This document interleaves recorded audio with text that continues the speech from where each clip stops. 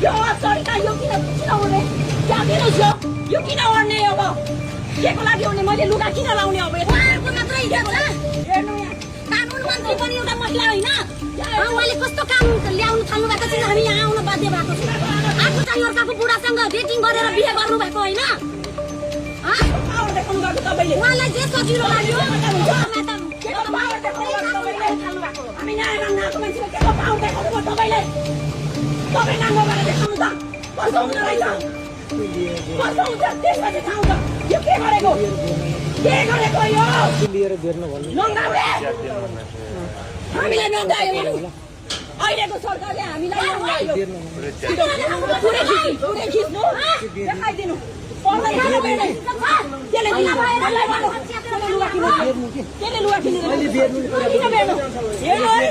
यो सबै केही छोड्नु पर्दैन यो देखाउनु केही छोड्नु पर्दैन बिनु एकदम नाङ्गियो त्यति हो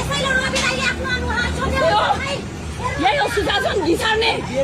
यत्रो हिम्मत तिमीहरूको यत्रो हिम्मत नाङ्गाउने त नाङ्गो भएर यहाँ आइज त कस्तो हुँदो रहेछ दिनु यो हेर्नु बालेन दाइलाई चाहिँ लिनु बालेन दाइलाई उहाँको पनि छोरी होइन हामी चाहिँ को हो उहाँको त्यसले ल्याउँछ मेरो लास त्यसले छोप्छ अब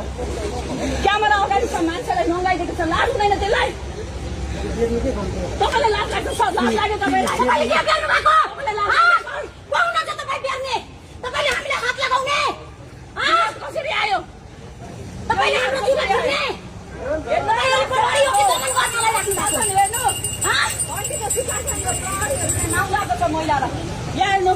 पुरै नगएको सबै देखाइदिनु मेरो घाउ पुरै तछारिएको छ म भोलि मिडियामा म मेडिकल रिपोर्ट पनि लिएर आउँछु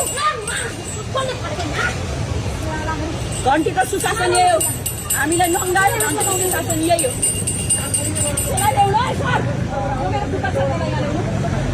कति दिन जेलमा बस्नुपर्छ म बस्नको लागि तयार छु यो लाज लाग्दैन तपाईँहरूलाई घरमा छोरी छैन बुढी छैन बुढी नभए छोरी त होला नि एउटा आमाको कोखबाट जन्मेर तपाईँ यहाँ मेरो अगाडि उभिराख्नु भएको छ लाज लाग्दैन तपाईँलाई त्यसलाई हालेर